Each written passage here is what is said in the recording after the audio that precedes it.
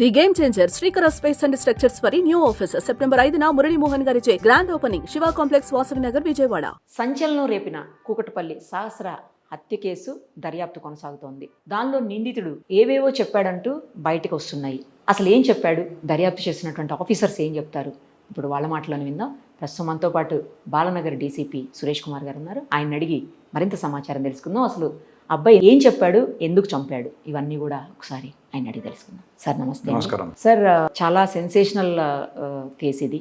దాంట్లో నిజం చెప్పాలంటే చాలా త్వరగా పట్టుకున్నారు మీరు పోలీసులు. ఆ విషయంలో మీకు హ్యాట్స్ ఆఫ్ సార్. చాలా మంచి వర్క్ చేశారు, అసలు చాలా ఫాస్ట్ వర్క్ చేశారు. అసలు క్లూస్ ఇంత కూడా క్లూ లేని కేసులో అంత ఫాస్ట్గా ఒక మైనర్ని అని తేల్చి పట్టుకోగలిగారంటే నిజంగా great sir. Telangana police people's police అని అంటూ ఉంటారు. భద్రత మాదే, బాధ్యత మాదే, ఎప్పుడు మీతోనే ఉంటాం మేము అని చెప్పి, రక్షణ మాదే అని చెప్తా ఉంటారు. ఒక పాట వచ్చేది మీది ఇంతకుముందు, అది రియల్ ఏమో అనిపిస్తుంది ఈ కేసు చూసిన తర్వాత. అసలు ఏం చెప్పాడు సార్? చాలా స్పెక్యులేషన్స్ నడుస్తున్నాయి, అబ్బాయి అది చెప్పాడు ఇది చెప్పాడని.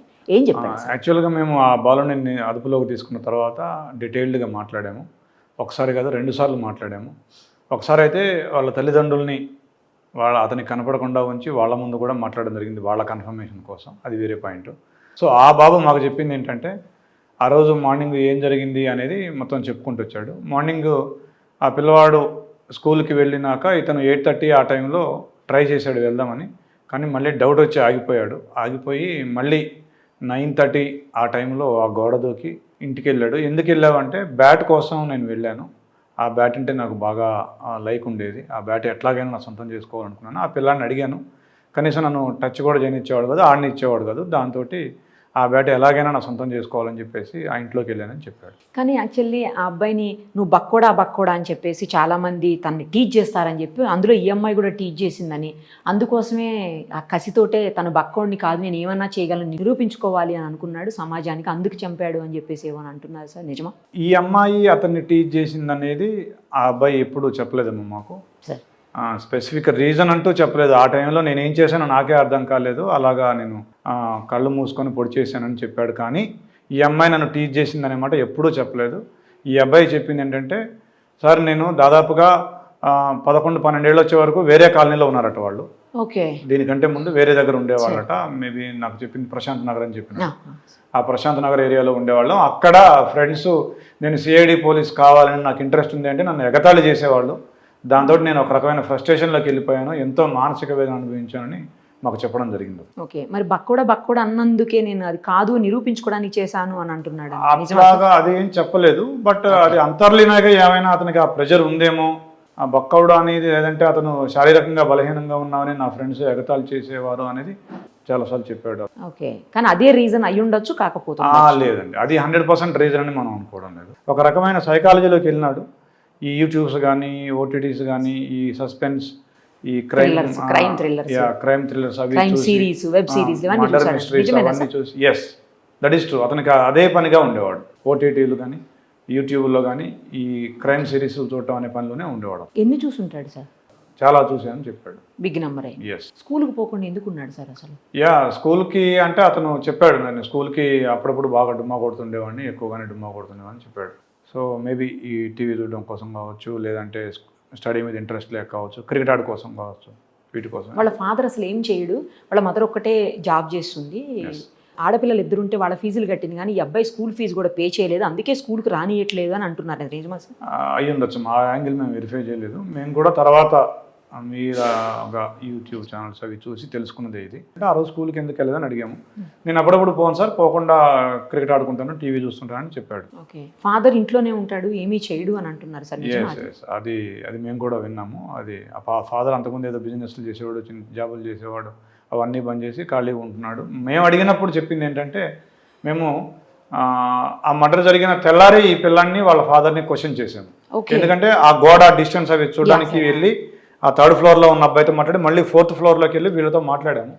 మాట్లాడినప్పుడు వాళ్ళ ఫాదర్ చెప్పింది ఏంటంటే, నాకు ఈ లైక్స్ అవి కొడితే ఏదో 5 రూపీస్ 10 రూపీస్ వస్తాయని చెప్పారు, ఏదో సమ్ ఆన్లైన్లో ప్రోడక్ట్స్కి లైక్, అది నాకు కూడా అంత కరెక్ట్గా తెలియదు, అది చేస్తూ ఉంటానని చెప్పాడు నాకు. ఇప్పుడు ఈ అబ్బాయి ఆ రోజు యాక్చువల్లీ మన పోలీస్ డాగ్స్ ఉంటాయి కదా, అవి ఆ రోజు అక్కడ వరకు గోడ వరకు వెళ్ళి అక్కడి నుంచి మళ్ళీ మెట్రో స్టేషన్ వరకు వెళ్ళి కూకట్పల్లి మెట్రో స్టేషన్ వరకు వెళ్ళాయి అంటున్నారు. అసలు కూకట్పల్లి మెట్రో స్టేషన్ వైపు ఎందుకు వెళ్ళాయి? ఏదో కుందేలు ఉంది అబ్బాయి దగ్గర, చనిపోయింది, దాన్ని పాతి పెట్టడానికి పూడ్చిపెట్టడానికి అక్కడ పోయాడు అని అంటుంది. నిజమా సార్ అది?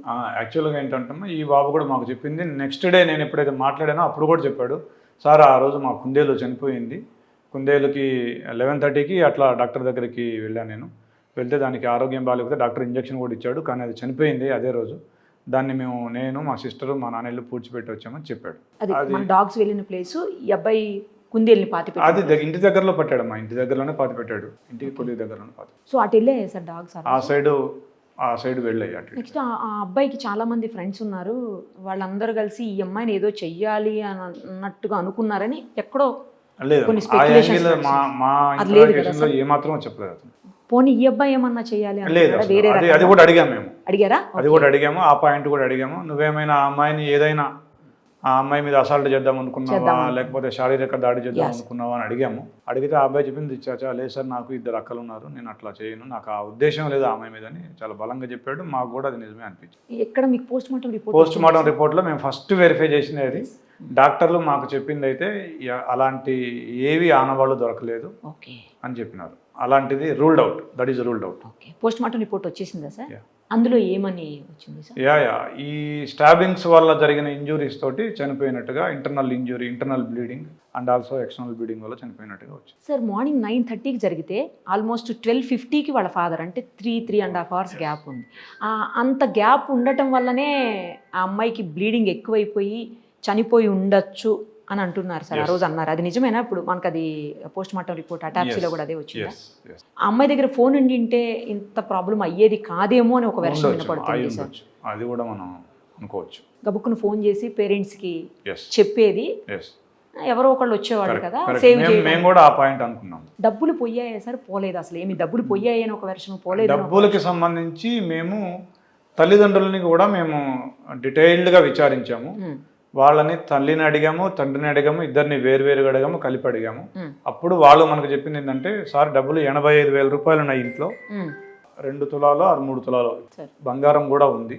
ఆ బంగారము, ఆ డబ్బులు ఇంటాక్ట్గా 1 రూపాయి కూడా పోలేదు. అవన్నీ కూడా తర్వాత ఎవరైతే డిసీజ్డ్ తండ్రి ఉన్నాడో వాళ్ళ బామ్మర్ది, అంటే డిసీజ్డ్ తల్లి యొక్క సోదరుడు, ఆయన తీసుకొని మా స్వగ్రామానికి వచ్చాడని చాలా క్లియర్గా చెప్పారు. సో అసలు ఏమి డబ్బులకి సంబంధించి 1% కూడా ఇందులో ఇష్యూ లేదు. తర్వాత ఆ అబ్బాయి దగ్గర ఫోన్ ఉందంటున్నారు సార్, పెద్ద ఫోన్ అంటున్నారు.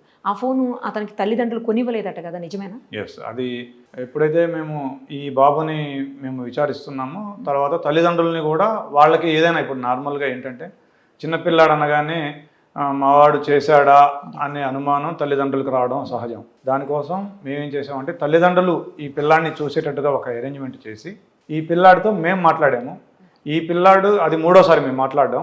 ఫస్ట్ 2 సార్లు ఎలా చెప్పాడో అలాగే చెప్పాడు, సీక్వెన్స్ వైజ్గా ఎలా దూకాడు, ఎన్నింటికి వెళ్ళాడు, బ్యాట్ తీసుకోవడానికి ఎలా వెళ్ళాడు లోపలికి, వస్తుంటే ఆ అమ్మాయి ఏం చేసింది, తర్వాత ఈయనేం చేశాడు, ఎలా పొడిచాడు, ఇవన్నీ కూడా వాళ్ళ కళ్ళ ముందే చెప్పాడు. వాళ్ళు విన్నారు.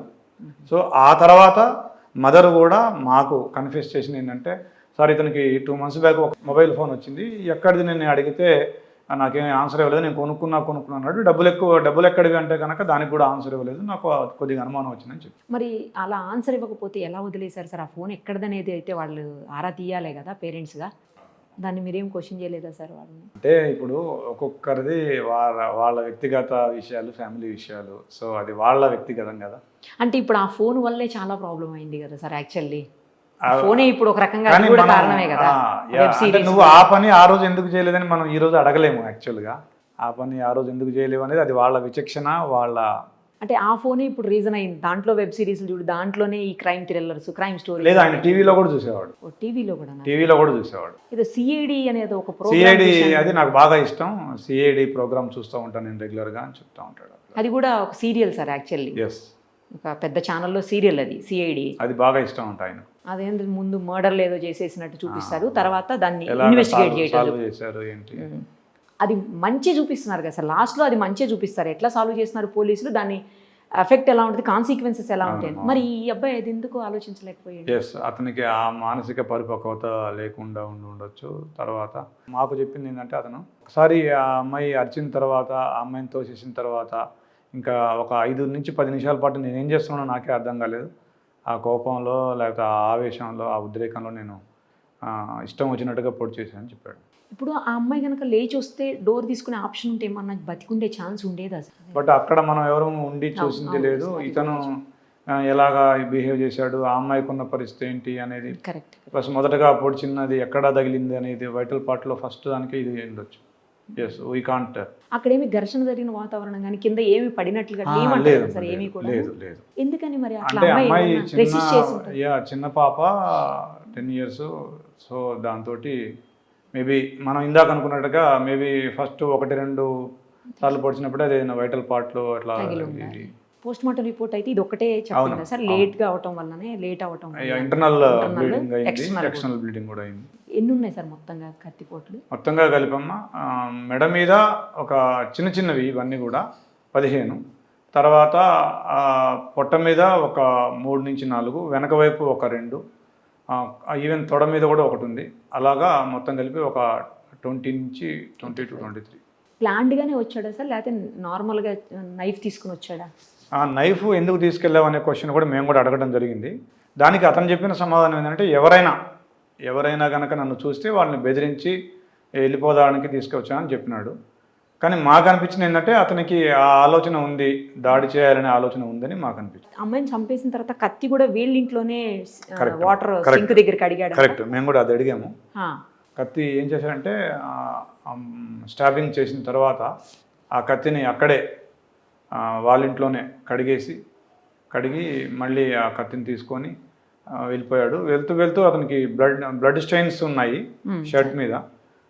ఇంట్లోకి వెళ్ళే ముందు వాళ్ళ నాన్న సిస్టర్ ఉంటారు. సో కాబట్టి వాళ్ళు చూడకుండా ఒక ఆరేసిన టీ షర్ట్ ఒకటి తీసుకుని ఆ దడ్డం పెట్టుకుని వెళ్ళిపోయాడు లోపలికి. వెళ్ళిపోయాక స్నానం చేసి ఈ బట్టలు మళ్ళీ వాష్ చేశాడు. వాషింగ్. మరి స్టెయిన్స్ కొంత ఉండే ఉంటాయి కదా సార్ దాని మీద? మరి వాళ్ళ మదర్ గమనించలేదంటున్నా?